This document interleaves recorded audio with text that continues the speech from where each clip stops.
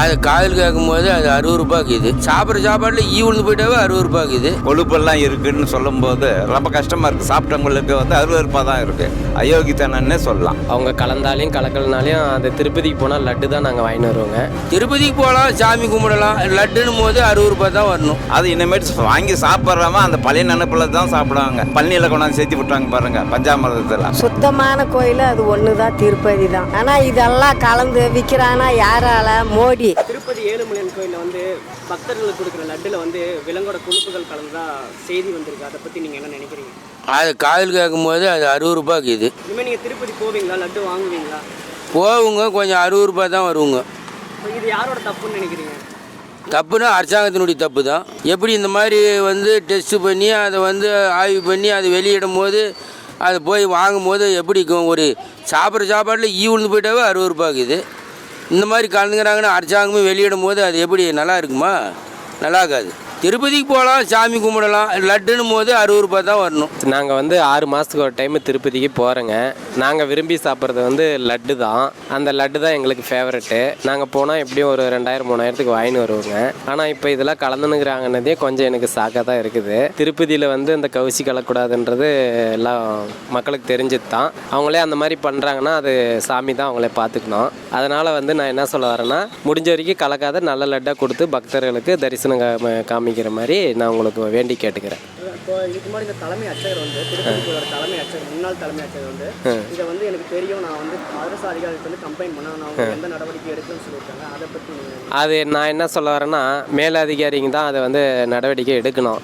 ஆனால் அர்ச்சகர் சொன்னார், ஆனால் அவர் பேச்சு யாரும் ஏற்றுக்கல இல்லைங்களா? அதனால் அவர் வேலையை அவர் செஞ்சுட்டாரு. அதிகாரிங்க வேலையை அதிகாரிங்க தான் செய்யணும். அர்ச்சகர் என்ன பண்ணுவார் சொல்லுங்கள்? இனிமேல் நீங்கள் திருப்பதி போனால் லட்டு வாங்குவீங்களா? இல்லைங்க, நாங்கள் மாம்பழம் வாங்குறது வாங்கிட்டே தான் இருக்கோங்க. அவங்க கலந்தாலையும் கலக்கலனாலையும் அந்த திருப்பதிக்கு போனால் லட்டு தான் நாங்கள் வாங்கிட்டு வருவோங்க.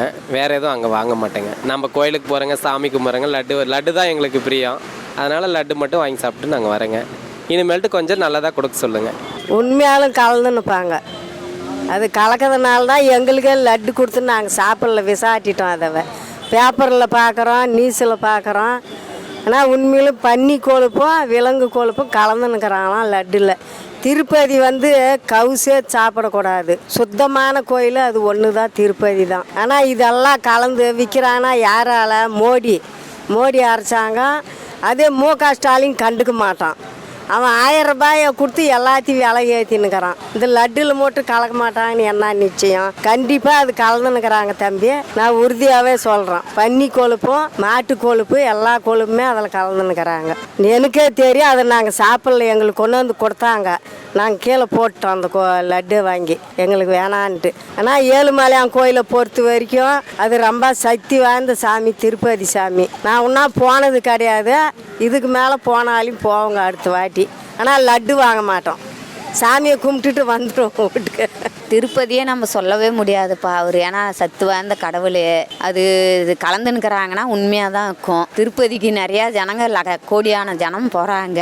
அவங்க சொல்கிறாங்கன்னா உண்மையாக தான் இருக்கும். அது இனிமேல் நீங்கள் திருப்பதி போவீங்களா, லட்டு வாங்குவீங்களா?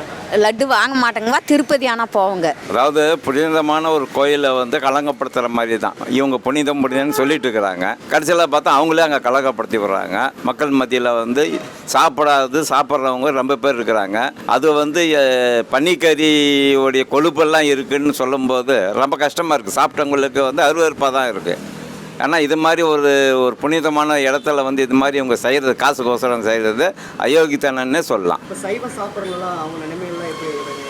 அதே தான் சைவம் வந்து இப்போ அவங்க நினைக்கிறது வந்து இது புனிதமானதுன்னு நினச்சி தானே இப்போ கோயிலுக்கு போகிறாங்க, அந்த லட்டு வாங்கி சாப்பிட்றாங்க. எல்லாம் செய்யும்போது இந்த மாதிரி செய்கிறனால தான் அயோக்கியத்தனன்னு சொல்ல வர்றது. இனிமேல் பக்தர்கள் லட்டு வாங்குவாங்கன்னு நினைக்கிறீங்களா?